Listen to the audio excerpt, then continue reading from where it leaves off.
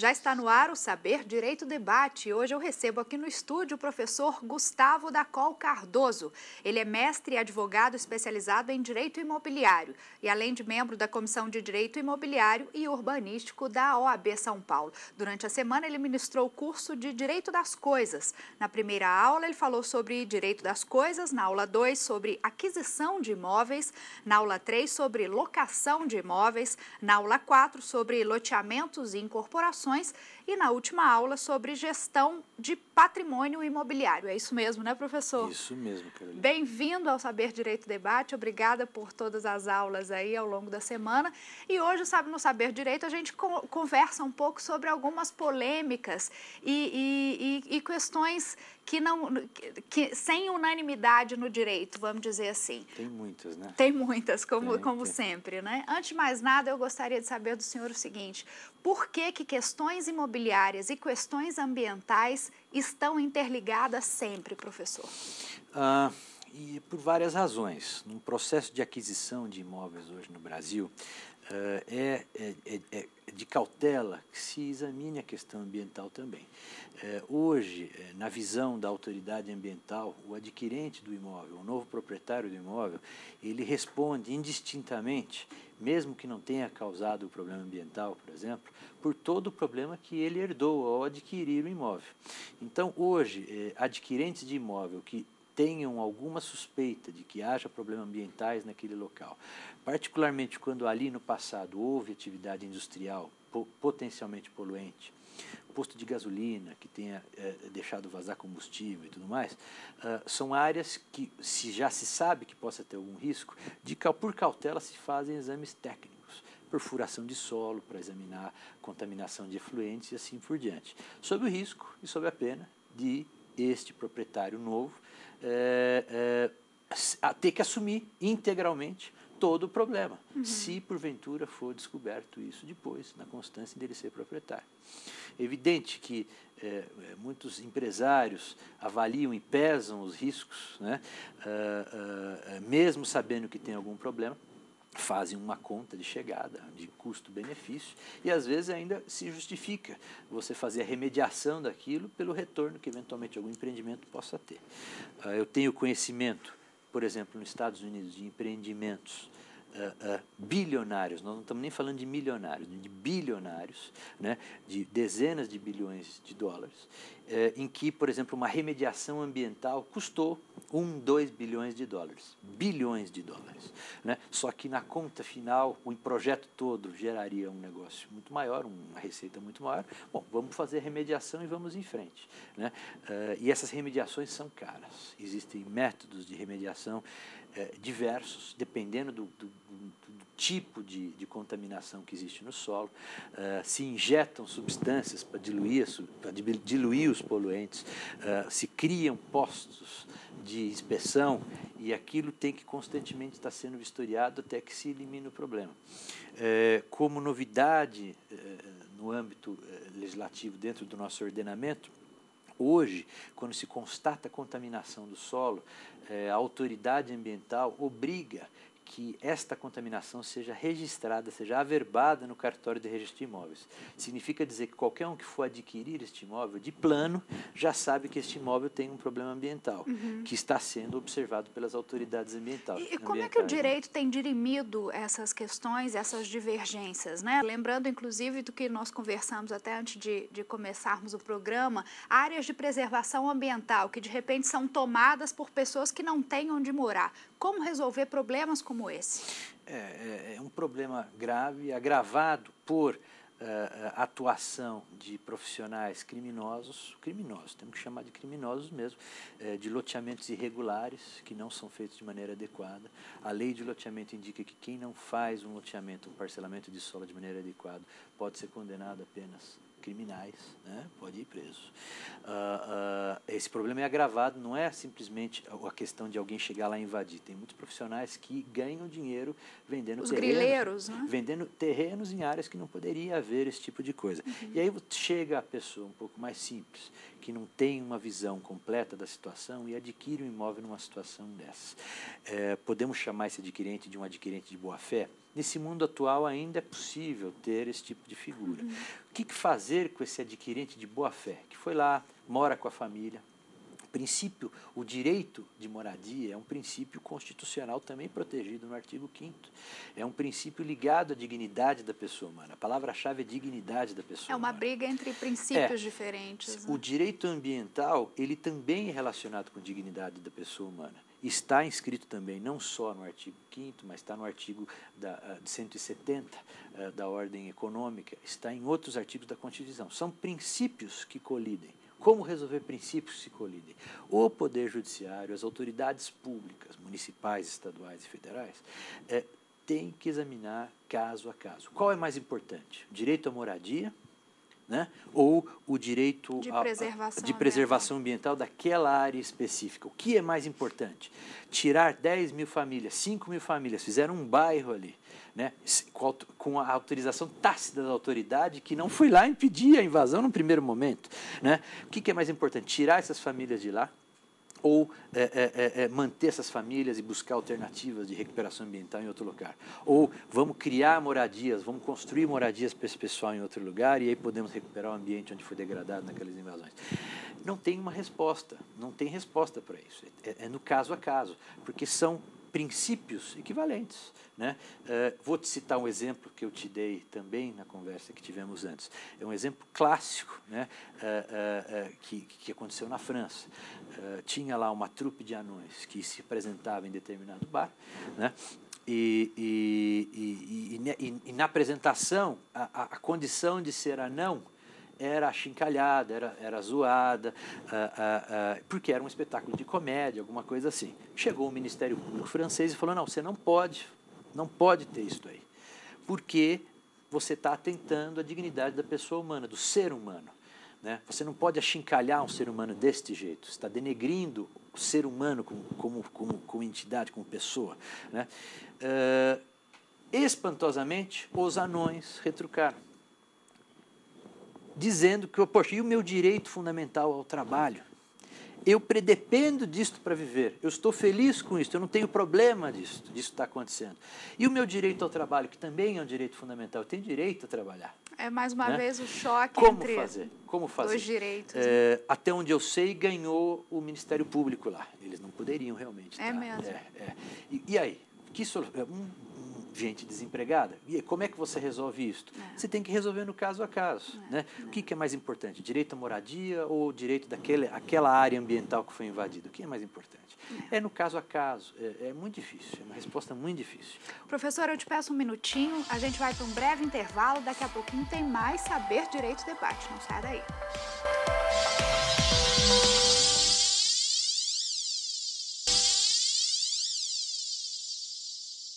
Estamos de volta com o Saber Direito Debate com o professor Gustavo da Col Cardoso. Professor, recentemente foi publicada a nova lei do inquilinato, né? Que me parece que veio resolver algumas polêmicas. É isso mesmo? Na verdade, não é que foi publicada uma nova lei do inquilinato. Foram introduzidas alterações na lei 8245/91, que é a Lei de Locações Prediais Urbanas, que vieram a dirimir algumas questões ligadas a uma modalidade muito específica de locação, que é aquela locação feita para atender fins específicos e sob medida do próprio locatário, do próprio inquilino. Essa modalidade, ela meio que foi importada dos Estados Unidos. Lá se chama locação sob a modalidade built to suit, né? Que numa tradução literal e livre seria uma locação feita sob medida, né? Em resumo, muito resumidamente, quando o locatário interessado em desenvolver o seu negócio e sem recursos ou sem interesse de imobilizar o seu capital no imóvel, né? Chama um empreendedor, o construtor, para até comprar um imóvel para ele, um terreno, e construir este imóvel na especificação que ele precisa para desenvolver a atividade dele, ou seja, um imóvel feito absolutamente sob medida para este inquilino. Situação que pode gerar muitos problemas para esse proprietário poder, num futuro, alugar para outros até, né? Porque é feito absolutamente sob medida para atender aquela pessoa. O que acontecia antes dessa alteração que foi feita ao artigo 54A da Lei de Locações? Antes dessa locação se usava o Código Civil, o artigo 473, que já indicava que para você poder rescindir um contrato de locação, o investimento feito pela outra parte, né, deveria ser satisfatoriamente compensado antes de ser possível fazer essa rescisão. É um princípio geral que se aplica a qualquer contrato que permite a resilição unilateral por uma das partes. A lei de locações, no artigo 4º, ela é muito clara para dizer, na locação padrão hoje, que se distingue desta modalidade que nós estamos discutindo, ela é muito clara para dizer que o proprietário, durante o prazo da locação, ele não pode interromper a locação. Claro, salvo se o locatário deixar de pagar o aluguel, se descumprir alguma cláusula contratual. Mas o locatário pode sim rescindir o contrato. O termo técnico é resilir o contrato de maneira unilateral. A lei diz isto. E a lei dizia que aí a multa deve ser paga de maneira proporcional. A lei de locações, ela não trouxe no seu bojo a ideia e o princípio que havia na lei anterior, que permitia que os aluguéis fossem cobrados até o final, no caso de rescisão antecipada pelo locatário. O que significa dizer que nessas locações sobre a modalidade build to suit, como é que ficava o proprietário que fez a aquisição do imóvel, que fez a construção sob medida, se o inquilino falava, olha, desculpa, meu negócio foi mal, estou indo embora, PT, saudações. Então, era uma situação muito difícil, né? E a alteração da lei veio justamente acertar essa situação. Não mexe nas locações cotidianas das pessoas físicas com as pessoas físicas, aquela locação padrão que nós conhecemos. Tradicional. É justamente para esses casos específicos que houve alteração. E era muita polêmica mesmo. Outra polêmica que foi matada com isso foi a questão de você poder rever o valor do aluguel de 3 em 3 anos. A lei permite que você faça isso. Só que numa locação na modalidade build to suit, você rever o valor do aluguel, eventualmente jogar ele para baixo, porque o valor de mercado desse aluguel caiu, você mata todo o fluxo de caixa do investidor, que comprou e construiu o imóvel. E provavelmente se alavancou para fazer isso emitindo papéis que foram ofertados a terceiros. Não pode haver oscilação desse valor do aluguel. Esta alteração na lei do inquilinato também matou isso, basicamente dizendo que em locações desse tipo vale o que está escrito no contrato e não o que está na lei. Tirou o problema de revisão de aluguel, tirou o problema de rescisão antecipada de aluguel. Só não excluiu os procedimentos, como despejo e outros procedimentos que a própria lei prevê. Mas em todo o resto vale o que está escrito no contrato. Isto é uma importação literalmente do que existe nos Estados Unidos, isso veio de lá, isso foi criado lá, e isso veio para alavancar este tipo específico de operação. E pela sua experiência, está dando certo? Está. Já acontecia mesmo antes dessa alteração. Havia vários mecanismos que se criavam, mas a insegurança jurídica... Mas faltava uma legislação. Né? A insegurança jurídica era muito grande. Os tribunais superiores já haviam se manifestado no sentido de que, nesses cenários, a revisão do aluguel poderia ser escrito no contrato que a revisão do aluguel era proibida. O valor do aluguel, poderiam as partes abdicar de querer rever o aluguel. Isso já era definido em jurisprudência. Agora, essa questão de você poder cobrar uma multa na dimensão suficiente para amortizar o investimento desse proprietário que comprou e construiu, isso já não tinha, porque a lei de locações, ela, visivelmente, a lei de locações ela não incorporou esse conceito. E agora, acalmado, agora a situação resolvida. Perfeito. Falando um pouquinho, então, da sua experiência, o senhor já teve casos até engraçados advogando nessa área. Engraçados, diferentes, inusitados. Eu gostaria que o senhor contasse um pouco para a gente como é que tem sido essa atuação no ramo imobiliário. É rir para não chorar. Na maior parte das vezes, quando você tem problemas na área imobiliária, os problemas são trágicos, né? Então você depois de conseguido a resolução do caso, você olha para trás e fala, nossa, como é que fizeram isso? Aí você pode até dar risada, mas no momento em que você se identifica o problema, ou que o cliente vem com o coração na mão no seu escritório e fala, aconteceu isso, doutor, o que é que eu faço? Né? É trágico. a área imobiliária tem muitos casos trágicos, né? Como exemplo, eu posso te dar o exemplo de uma vez que eu estava atendendo uma indústria multinacional com um enorme parque industrial. Era um negócio absurdo. Então, o investimento que esse pessoal fez no Brasil foi absurdo. Só que, por razões ou outras, a empresa teve problemas lá fora, o negócio fechou e eles decidiram, então, vamos vender o imóvel, né? Vamos repatriar o investimento e encerrar a atividade no Brasil. Quando descobriram que o imóvel não era mais deles. Como assim? Caíram de costa.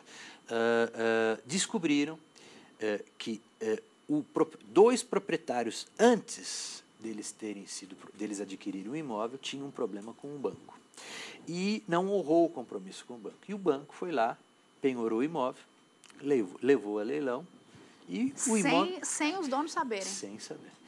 Os atuais proprietários. Muitas vezes o judiciário não tem a precaução de comunicar o registro de imóveis de atos, né? E deveria acontecer. Não é, é lugar comum você ter uma situação em que existe uma ordem de penhora e não há o reflexo disso em registro de imóveis. E são situações, infelizmente, que podem ser mais comuns do que a gente gostaria. O que acabou acontecendo? Esta empresa descobriu de uma hora para outra que não tinha patrimônio nenhum com referência a todo aquele parque industrial que tinha instalado lá. E tinham dívidas? Não, na verdade o problema é que perdeu aquele patrimônio porque dois proprietários anteriores tinham um problema com o banco, que foi executado e o banco ganhou. Não, certo, agora, mas não tinham dívidas. Não. Então, não. Menos mal, né? Menos mal. Uhum. Mas qual é a solução disto? O que eles não fizeram?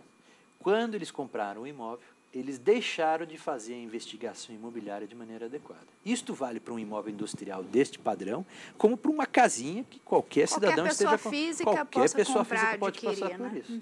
Então, você fala para mim, então, mas até onde eu tenho que buscar isso? Né? Se recomenda que você vai buscar pelo menos 10 anos para trás de titularidade. Né? E aí, toda vez que eu falo isso numa mesa, as pessoas arregalam o olho. Mas como, doutor? Sim, se qualquer proprietário nesse período de 10 anos tinha um problema, e vamos supor que nesses 10 anos tiveram 10 transferências de imóveis, e você é o 10º aqui que comprou, e o primeiro lá da série lá, na hora que ele vendeu este imóvel, ele tinha um problema na Justiça do Trabalho, um problema tributário que já estava sendo executado, um problema com um credor qualquer, né? E a ação já estava em curso quando ele vendeu o imóvel. Né? Existe o risco deste credor, da origem que seja, trabalhista, tributário, um credor de alguma dívida civil, qualquer que seja, anular isso daqui. Uhum. Né? E você que é o 10º aqui que comprou, perder tudo isso. Você imagina isso a situação. Diz o tempo de 10 anos por questão de prazo prescricional seria exatamente. Isso, né? Ações reais, por cautela se busca ainda 10 anos. Na vigência do Código Civil anterior, se buscava isso até 20 anos. Né? Com a diminuição de prazos, hoje a cautela indica buscar 10 anos para trás. E não importa quantos proprietários for. Né? E você vai gerar uma quantidade de papel enorme por conta disso, mas e o risco que você corre se você não fizer isso? É verdade. Bom, fica a dica então, né? Para quem for adquirir um imóvel há 10 anos, até 10 anos, é sempre bom verificar o histórico daquele imóvel. Nós vamos para mais um intervalo, daqui a pouco voltamos com o terceiro e último bloco do Saber Direito Debate.